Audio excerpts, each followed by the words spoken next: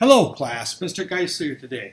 We're going to talk about solving proportions and using proportions to solve word problems. So the first thing we need to know is we always solve proportions by doing what's called cross multiplying. And that's when we take the two numbers here, okay, the extremes and the means, and we multiply them together. So I'm going to take 3 times 72, 3 times 72, and I'm going to set that equal to 18 times x, okay? So I cross multiply. Basically, I get that, okay? 3 times 72, when I do that, that would be 216, okay? And that equals 18x. Now I'm down to a one-step equation, okay? So I'm going to divide both sides by what? Multiplying by 18, I'm going to divide by 18. And I get x is equal to, okay, when I do this, x is equal to 12. Okay. Notice that 18 times 4, okay, times 4 does equal 72. So 3 times 4 equals 12. So that's another way of looking at it, okay? What are you multiplying both of those by to get your result? Let's take a look at this one, okay? So I got 4.1 over n equals negative 20.5 over 25. Again, I'm going to cross multiply. 4.1 times 25. And that's going to be set equal to negative 20.5 times n. This times this comes out to be 4.1 times 25, okay, comes out to be 100, okay, 0.25. And that's equal to negative 20.5 n. Now I'm going to divide both sides by negative 20.5, okay? When I do that, right, I come out with, okay, this comes out to be, it should be 5. So n is equal to 5, right? So this is equal to 5.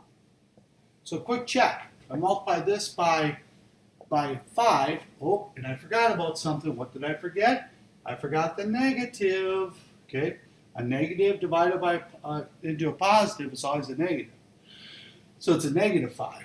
So if I multiply this by negative 5, and I get negative 20.5, if I multiply this by negative 5, this would be negative 5 as well. So that's what it comes out to be. So cross multiply, solve a one-step equation, divide it out, and get your answer. So let's look at the word problem now. Out of every 50 salmon, 23 are male. If Aaron catches 120 salmon in a season, how many will be female? So let's first of all, if 23 are male out of 50, how many are female? We can subtract the total minus the males. 50 minus 23, that's going to be 27. So 27 out of every 50 are female. Okay, there's slightly more, right? And that's equal to, okay, x over 120. Because we're looking for the number of females of the total. Number of females of the total. This is the total, okay, the total that he caught. So now I'm going to cross multiply, okay? And I get 50x equals 27 times 120. So let's do that 120 times 27 over here. Let's multiply that out. 0, 4, carry the 1, 840. 0, 4, 2. Comes out to be 0, 4, 2, carry the 1, 3,240. Okay? All right. Now, I'm multiplying by 50. What's the opposite of multiplying by 50? To divide by 50.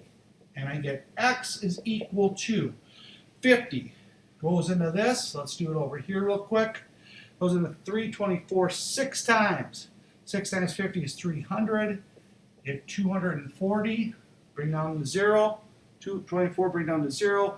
50 goes into 240 4 times. That's 200. Bring down one more 0. 50 goes into 400. There's a decimal here. Don't forget that. 50 goes into 400 8 times. 8 times 50 is 400. And finally, you get 0. So he can estimate, okay, that about 64.8 will be female. Can you have 0.8 of a female? The answer is no. So the best estimate here would be 65 females. Okay? And that's what we're going to work on today is proportions and proportion word problems.